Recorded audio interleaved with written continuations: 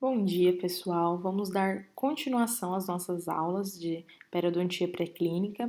E o assunto da aula de hoje são os fatores de risco envolvidos na doença periodontal. Qual que é o objetivo dessa nossa aula? É que vocês entendam o mecanismo de ação de cada fator de risco. Lembra que a gente comentou nas aulas de etiopatogenia da doença periodontal que existem alguns fatores de riscos que alteram os tecidos periodontais ou que alteram a resposta do hospedeiro e dessa forma acabam agravando a doença periodontal? Hoje nós vamos falar sobre esses fatores. E aí o objetivo é que vocês entendam como que eles atuam afetando a doença periodontal, quais os mecanismos de ação de cada um deles e as suas implicações, tanto no início da doença, na progressão, na severidade e também durante o tratamento da doença periodontal. É importante para a gente começar, a gente definir o que é considerado um fator de risco. O fator de risco é aquele fator que estudos longitudinais mostraram associação com alguma doença. Estudos longitudinais, só para vocês entenderem, são aqueles estudos que acompanham pacientes ao longo de muitos anos. Então, eles verificam ao longo de muitos anos esses pacientes que têm uma doença ou uma alteração que é considerado um fator de risco, se eles vão apresentar ou não aquela doença que a gente quer associar. No caso, por exemplo, da doença periodontal, os estudos mostram uma forte associação, por exemplo, com o fumo, com pacientes com diabetes, pacientes com alteração da microbiota bucal, né, que tem acúmulo de biofilme. Então, estudos longitudinais provaram que esses fatores de risco estão envolvidos com a doença periodontal. E aí, nós temos alguns outros fatores de riscos envolvidos. Temos alguns fatores locais, que a gente já conversou um pouquinho, que é a própria microbiota desse paciente, se ele tem uma microbiota mais periodontopatogênica, a condição dentária, se ele tem apinhamento, se ele, né, os dentes mal posicionados, acumula mais placa. Fatores de risco relacionados a condições sistêmicas, como por exemplo é o caso dos pacientes que estão passando por períodos de alterações hormonais, ou fazem uso de algum medicamento, ou são fumantes, e algumas desordens sistêmicas, como por exemplo o HIV e a diabetes, e alguns fatores genéticos. Então, esses fatores estão comprovadamente relacionados com a doença periodontal. E agora a gente vai compreender, vai estudar um pouquinho o mecanismo de ação de cada um deles para agravar a doença. A gente vai começar conversando com vocês sobre o fumo. Nós sabemos que o cigarro, ele contém uma série de substâncias tóxicas para o organismo e que com isso ele promove uma série de alterações nos pacientes fumantes a longo prazo. Além disso, o fumo, o tabagismo é considerado a maior causa de morte evitável no mundo. E dentro da condição periodontal, o tabagismo ele é considerado um fator de risco comportamental, que é o comportamento do indivíduo que leva ele a estar mais sujeito ao desenvolvimento da doença periodontal. Esse fator de risco ele atua tanto no desenvolvimento, que é no começo da doença, na progressão e na determinação da severidade dessa doença. Os estudos mostram que o paciente fumante ele tem um risco de 2 a 7 vezes maior para doença destrutiva, então doenças que têm uma severidade maior. E esse paciente é interessante a gente levar em consideração a quantidade de cigarros, o tipo de cigarro que ele fuma, com que frequência e qual a duração desse hábito. Então, pacientes que fumam vários cigarros por dia, fumam o dia inteiro, fumam por muitos anos, utilizam cigarros de má procedência, esses pacientes têm mostrado ter uma pior situação periodontal. E o que acontece na saúde bucal desses pacientes? Então, foi verificado através dos estudos que os pacientes fumantes, eles têm um maior acúmulo de placa, eles apresentam menos gengivite e sangramento à sondagem. Então, isso aqui é, né, às vezes fala, mas menos gengivite? Mas é porque vocês vão entender daqui a pouco que ocorre um mascaramento do sangramento à sondagem. Então, o sangramento promovido pela inflamação dos tecidos, ele é mascarado, tá? Já já eu vou explicar. E aí acaba parecendo que esse paciente não tem sangramento à sondagem e tem pouca gengivite. Mas já já eu explico. Esse paciente ele também apresenta uma elevada prevalência de um tipo de gengivite que é extremamente dolorosa, que é a ulcerativa necrosante, que está bem relacionada com o fumo. Esses pacientes também apresentam sondagens mais profundas, ou seja, bolsas mais profundas, mais perdas de inserção, incluindo mais retrações gengivais, mais perda de osso alveolar e mais perdas dentárias. Dentes com furca também, que é a perda óssea entre as raízes de dentes multirradiculares, esses pacientes também apresentam essa condição. E aí a gente começa a se perguntar, mas quais serão os mecanismos pelo qual o tabagismo afeta tanto a doença periodontal? E aí um desses mecanismos é a microbiota. Os estudos mostram que esses pacientes, eles têm maior prevalência de periodontopatógenos, ou seja, em relação a pacientes que não fumam, esses pacientes apresentaram com mais micro-organismos que afetam o periodonto. Então, de uma certa forma, esse é um dos mecanismos de ação do tabagismo no agravamento da doença periodontal. Outro mecanismo de ação é a imunossupressão que o tabagismo leva. Ele atua, por exemplo, sobre os neutrófilos, diminuindo a motilidade, que é a movimentação dos neutrófilos, a quimiotaxia, que é o mecanismo pelo qual eles são atraídos para o processo inflamatório, e a fagocitose, que é a forma com que o neutrófilo destrói as células bacterianas. Atua sobre os linfócitos T e B, diminuindo a sua proliferação e função. Atua sobre as imunoglobulinas, diminuindo a quantidade de imunoglobulina, que a gente sabe que atua também na defesa. As citocinas aumenta as pró-inflamatórias, ou seja, aquelas que aumentam a inflamação, e diminui as anti-inflamatórias.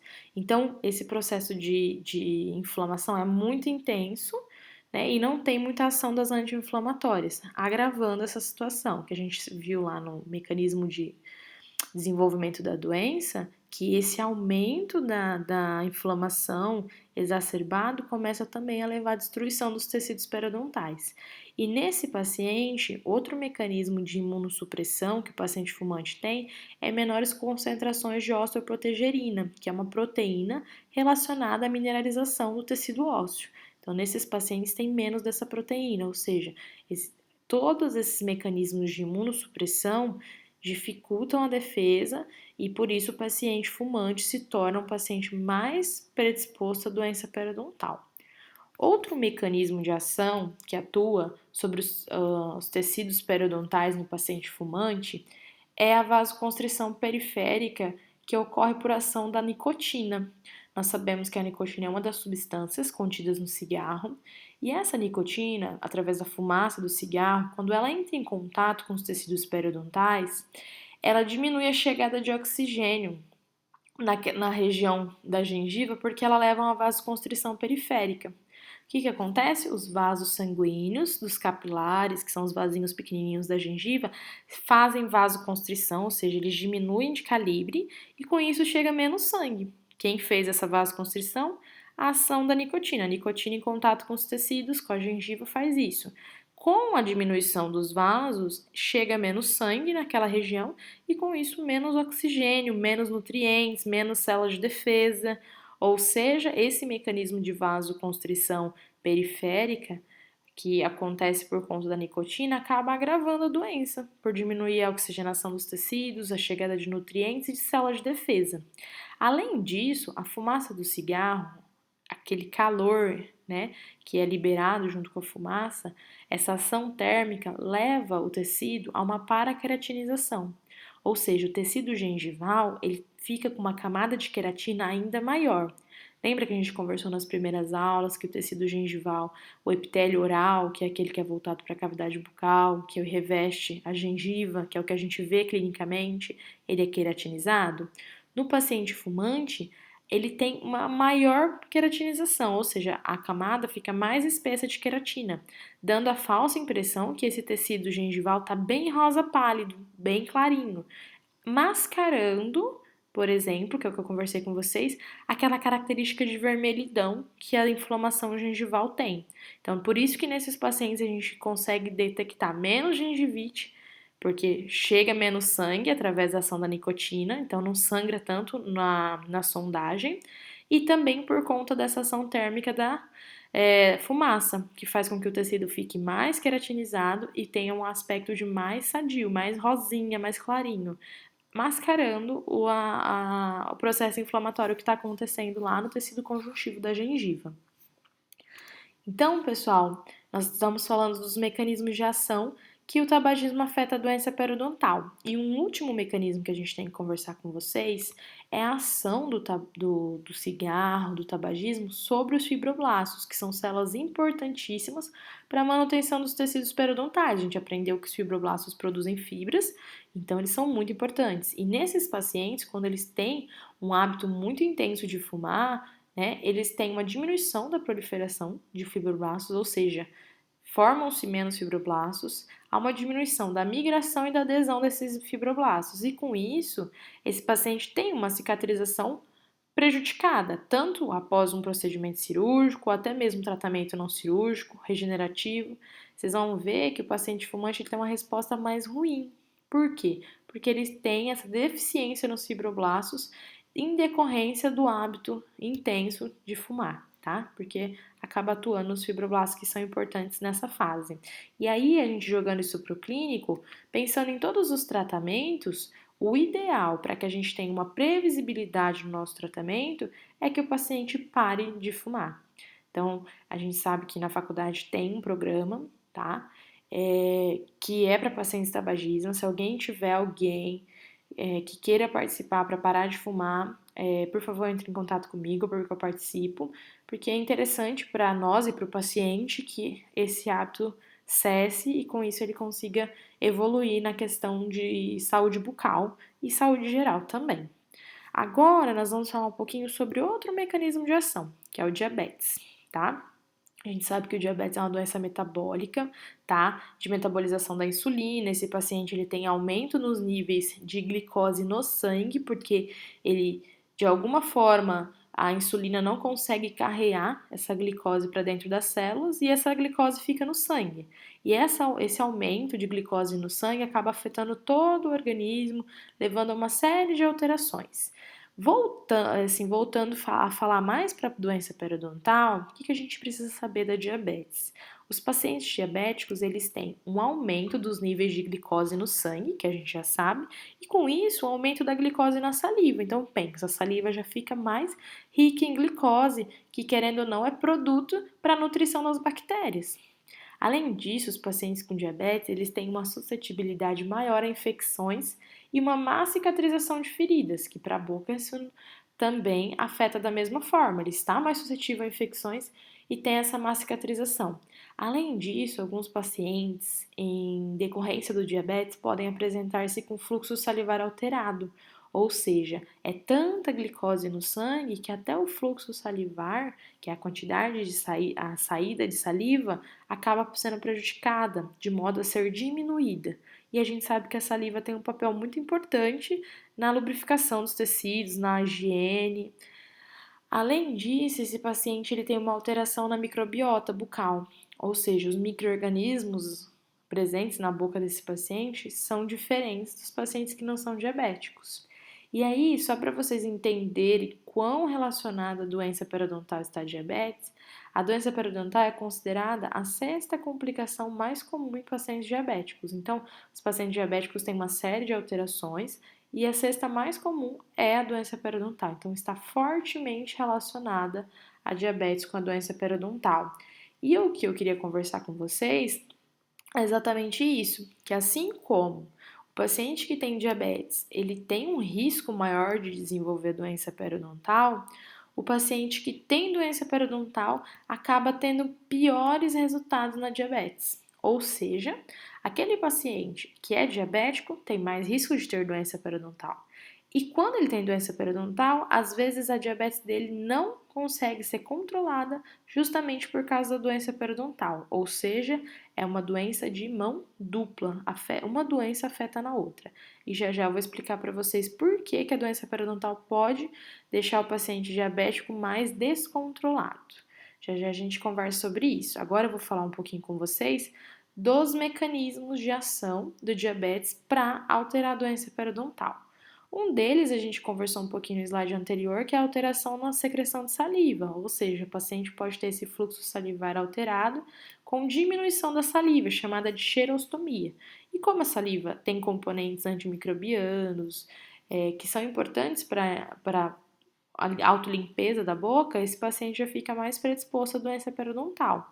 Outra questão é que com o aumento da glicose na saliva, nós temos maior crescimento bacteriano, porque tem ali nutrientes para essas bactérias. Nesse mesmo contexto, o paciente que é diabético, ele tem uma diminuição da capacidade dos fibroblastos promoverem a cicatrização, que é o que a gente conversou, má cicatrização de feridas, e eles têm um aumento na produção de ácido lático, que é também relacionado ao metabolismo de bactérias. Então, querendo ou não, esse paciente ele fica mais predisposto a doenças bucais de origem bacteriana. Além disso, é importante ressaltar com vocês que há um aumento das bactérias espiroquetas e os bacilos móveis e uma diminuição dos cocos, que são micro-organismos mais comuns na microbiota bucal. Podemos dizer que a microbiota do paciente diabético é a mesma, só que em maior número. Temos ali uma fonte de nutrientes, de bactérias, muito maior do que no paciente que não tem a glicose, tanta glicose na saliva, ou seja, que não é diabético. Além disso, outro mecanismo com o qual a diabetes é alterada, com que a doença periodontal é alterada pela diabetes, é também alguns efeitos sobre a resposta do hospedeiro. No caso do paciente diabético, os leucócitos polimorfonucleados, que são os neutrófilos, as células que fazem, os macrófagos que fazem a defesa inicial, eles têm sua função reduzida, ou seja, eles têm uma ação menor. Tem alguns defeitos na quimiotaxia, ou seja, na forma com que eles são atraídos para o processo inflamatório. E esses pacientes também têm uma atividade da colagenase, que é uma enzima relacionada à destruição do colágeno, aumentada, ou seja, também a destruição de fibroblastos acaba sendo aumentada. Esses pacientes, com relação às citocinas, aos monócitos e macrófagos, têm algumas alterações também que acabam agravando a doença periodontal, tá? Por exemplo, as citocinas estão em níveis elevados, que são relacionadas à inflamação. Existe uma característica nos macrófagos e monócitos muito mais destrutivos, eles liberam muito mais citocinas nesse paciente diabético. No tecido conjuntivo, há uma diminuição do crescimento e proliferação de fibroblastos e osteoblastos, então isso afeta tanto a formação de osso como a formação de fibras. E existe um espessamento da membrana basal capilar, ou seja, o vaso sanguíneo, ele tem o epitélio dele, a membrana basal, que é o que forma a paredinha do vaso sanguíneo, é mais espesso. E com isso, dificulta a saída de oxigênio de dentro do vaso para os tecidos. E tudo isso acaba afetando a cicatrização desse paciente, dificultando a chegada de células de defesa e de nutrientes. Então, também agrava por essas alterações no tecido conjuntivo. Esses pacientes, pessoal, eles têm um aumento das citocinas pró-inflamatórias, que é o que a gente estava conversando ali agora há pouco. As citocinas que são relacionadas a aumentar esse processo inflamatório, elas estão aumentadas. E é por esse mesmo mecanismo que existe um aumento da resistência à insulina.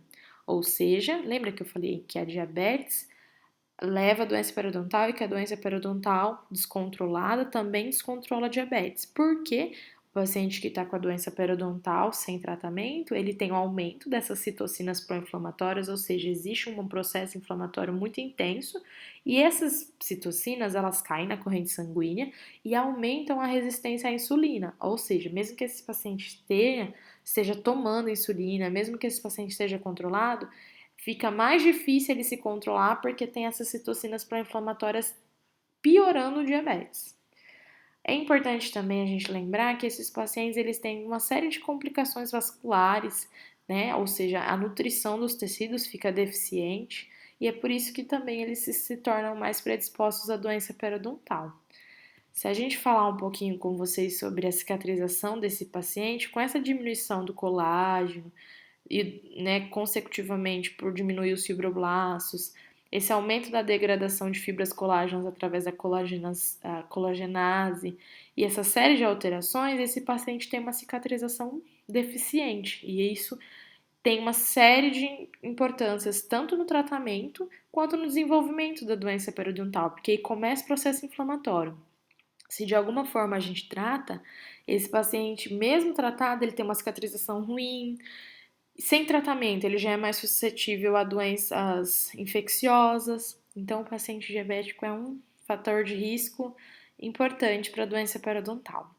Outras situações que também estão relacionadas, podem ser relacionadas à doença periodontal, são algumas situações de alterações hormonais, tá? Só para vocês entenderem, alguns ciclos da vida que levam à alteração de hormônios podem estar mais relacionados a doenças periodontais, como por exemplo a puberdade, a gravidez, a menopausa e os anticoncepcionais.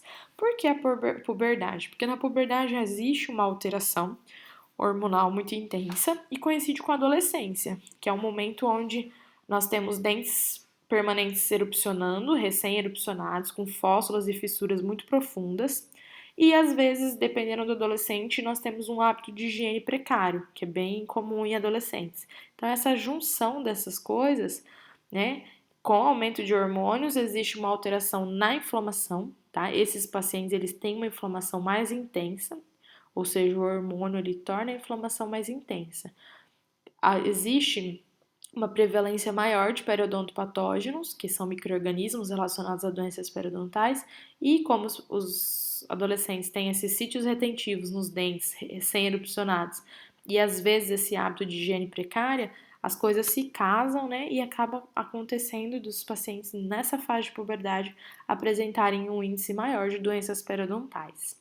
Outra situação hormonal é o ciclo menstrual. De acordo com o dia do ciclo menstrual nas mulheres, existe um pico de hormônios, como por exemplo no dia 24 de um ciclo normal, nós temos o aumento do sangramento gengival, justamente porque existe um pico de progesterona. E esse hormônio, assim como outros hormônios alterados, afetam o processo inflamatório, intensificando esse processo, e com isso, como a inflamação é maior, pode acontecer esse sangramento gengival bem relacionado com esse pico de hormônios. Outra situação também na mulher que é comum ter um aumento de hormônios e alterar a inflamação e acabar causando doença periodontal por intensificar, por aumentar esse processo inflamatório é a gravidez. Tá? Nós temos alguns hormônios alterados e com isso é comum que grávidas tenham doença periodontal porque nós temos esse aumento do processo inflamatório. É comum, por conta dessa doença periodontal na gravidez, quando ela não tratada, não acompanhada, existir a condição de o bebê nascer antes do período proposto, porque ele acaba recebendo essas inflamações e os mesmos mediadores que levam até o parto, que levam até as contrações, são inflamatórios, assim como os da doença periodontal. Então é bem comum não. Pode acontecer de pacientes que têm doença periodontal e estão grávidas serem acometidas por um parto prematuro antes da hora. Essa criança, como nasce antes do tempo, pode apresentar-se com baixo peso ao nascer. E nós podemos ter uma condição chamada de pré-eclâmpsia, que é quando a mulher grávida tem um quadro de hipertensão arterial muito grande que pode evoluir, né, por uma eclâmpsia que é mais grave ainda, e tudo isso acaba culminando na necessidade de nascimento do bebê antes do tempo. Existe também outra condição hormonal que tem um afeto sobre as doenças periodontais, que é a menopausa. Nessa alteração, nós temos uma diminuição dos níveis hormonais e até essa diminuição grande tem umas alterações também na boca, como por exemplo, a diminuição do epitélio gengival, então ele fica mais fininho, e essa paciente pode ter osteoporose, que é uma diminuição na densidade óssea. E tudo isso acarreta, sim, nesse momento, a paciente estar mais predisposta à doença periodontal, porque ela já tem um epitélio mais fino, mais fácil das bactérias entrarem, e tem a condição de osteoporose, que é quando nós temos uma diminuição da massa óssea. Então, frente à doença periodontal, a perda óssea pode ser elevada nesse momento. E o tratamento é a reposição do estrogênio, né? Conforme elas repõem esse hormônio, elas têm uma diminuição nessas alterações teciduais e, com isso, menor risco de evolução da doença periodontal. Outra condição, também bem relacionada a hormônios, é o uso de contraceptivos hormonais. Então, quando a mulher toma os anticontraceptivos orais, nós temos ali algumas doses de hormônios e esses hormônios também alteram a resposta inflamatória. Então, é bem comum no começo da utilização do contraceptivo hormonal a mulher ter uma intensificação do processo inflamatório e ter mais sangramento gengival. Outra condição, pessoal, que está relacionada à doença periodontal é a AIDS. Nós sabemos que a AIDS, né, ela é causada pelo vírus da imunodeficiência humana e nesses pacientes é importante a gente ressaltar, além do que vocês já sabem, é que existe a via de transmissão através de alterações de feridas bucais. Então, pacientes que têm HIV e apresentam alguma afta, erosão, alguma ulceração, a própria gengivite ou periodontite, através do beijo pode transmitir o HIV. É importante a gente ressaltar isso, porque nós temos pacientes HIV positivo e talvez eles se previnem de outras formas e não se previnem com relação à condição bucal. A gente também precisa conversar um pouquinho com vocês que nesses pacientes HIV positivos, nós temos uma maior progressão da doença periodontal e a maior acometimento de doenças necrosantes, tá? Que é essas que a gente define aqui com vocês. Essas alterações necrosantes, pessoal, são alterações agudas. Elas não são comuns, mas esses pacientes que têm HIV, por conta de ter essa imunodeficiência, né? Ou seja, a resposta deles estar deficiente, eles estão mais suscetíveis a esse tipo de alteração periodontal. Aproveito esse momento para mostrar para vocês uma lesão chamada sarcoma de Kaposi, que é essa mancha arroxeada no palato, que apresenta-se nos pacientes HIV, não em todos, mas que sempre que um paciente apresenta, ele é HIV positivo. Então, não são todos os pacientes HIV positivos que têm, mas os que têm essa mancha arroxeada dessa forma no palato são pacientes HIV. Então, é importante para a gente ajudar até no diagnóstico. Às vezes o paciente nem sabe que tem, e esse é o momento que nós, dentistas, podemos estar ajudando eles. Preciso falar com vocês também sobre a ação dos medicamentos sobre a doença periodontal. Nós colocamos lá que um dos fatores de risco são o uso de medicamentos. Por quê? Porque existem alguns medicamentos, alguns anticonvulsivantes, imunossupressores e alguns bloqueadores de canais de cálcio que são relacionados com o crescimento gengival. Então, o indivíduo usa esse medicamento e acaba tendo um crescimento na gengiva associado ao uso daquele medicamento. Então, nessas situações, né, não vou entrar em detalhes com vocês que a gente vai conversar ao longo do curso, mas quem está relacionado à doença periodontal é o uso desses medicamentos. Outra situação é também a utilização de medicamentos que atuam na destruição de micro-organismos, como, por exemplo, os antibióticos acabam destruindo algumas bactérias e outras bactérias, às vezes até mais nocivas, vão lá e colonizam a boca, intensificando a doença periodontal. O uso de corticoides e imunossupressores, que, como o nome já diz, né, eles diminuem a resposta inflamatória e imunológica, e com isso pode ter um acometimento maior da doença periodontal, porque aí nesse momento a doença acaba aumentando por conta da imunossupressão. É importante eu ressaltar com vocês também algumas alterações genéticas que alguns pacientes apresentam, que ele já tem um genótipo mais relacionado com a doença periodontal. Ou seja, existem pacientes que, se olhar a parte genética deles, eles têm alguns fatores, algumas alterações interleucinas, tá? Algumas alterações definidas geneticamente que estão mais predispostos à doença periodontal. Bom, pessoal, tentei ser bem sucinta. Esse assunto é bem vasto, eu gosto de conversar bastante sobre ele, mas para a gente ficar, né, dentro do nosso tempo aqui, para não se prolongar, por que nós conversamos com vocês sobre esses fatores de risco? Porque eles são importantíssimos no momento do diagnóstico desse paciente, no momento da prevenção de doenças nesse paciente, porque se ele sabe que eu sou fumante, eu tenho mais predisposição, ele já se organiza para parar de fumar, ou ele se cuida da higiene, é acompanhado por um dentista. E para a gente ressaltar com esses pacientes a importância do tratamento precoce das doenças periodontais e controle dos fatores de risco, e com isso causar, né, para o paciente um melhor prognóstico, que é o quê? Uma melhor sucessão dos fatos nessa doença, ou seja, melhorar o tratamento final, o resultado final deste tratamento. E aí, só para finalizar, eu queria conversar com vocês sobre indicadores de risco, que a gente falou de fatores de risco. Fatores são aqueles que estão comprovados pela ciência através de estudos longitudinais. Existem os indicadores de risco, que são fatores de risco que estão sendo associados à doença, mas que por enquanto só tem indicações em estudos transversais, ou seja, pegaram lá os pacientes que têm estresse e condições psicossociais alteradas. E aí, muitos deles apresentaram doença periodontal, só que não acompanharam esses pacientes ao longo de anos para conseguir definir isso, se realmente tem uma associação verdadeira dessa doença. Mas nessas situações já temos indicadores de risco, ou seja, os estudos atuais indicam que essas situações podem causar um risco de doença periodontal. Quais são elas? O estresse, condições psicossociais, a osteopenia e a osteoporose, o próprio nível socioeconômico do paciente, algumas alterações nutricionais, o uso de álcool, a hiperlipidemia, a obesidade, e nós temos a outra mão dessa situação também, que é chamada de medicina periodontal, que ela estuda a influência da doença periodontal em outras doenças. E aí nós já temos alguns estudos indicando que a doença periodontal tem ação sobre as doenças cardiovasculares, sobre a artrite, sobre doenças respiratórias e sobre os bebês de baixo peso e prematuros, como a gente conversou. Bom, pessoal, a ideia era colocar vocês a par de todos os fatores de risco, explicar, tá?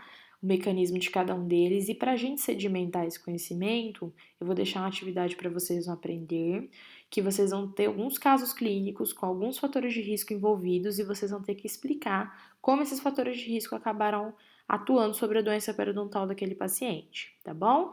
Eu espero que vocês tenham aproveitado esse momento e qualquer dúvida nós teremos também um momento para tirar dúvidas. Obrigada.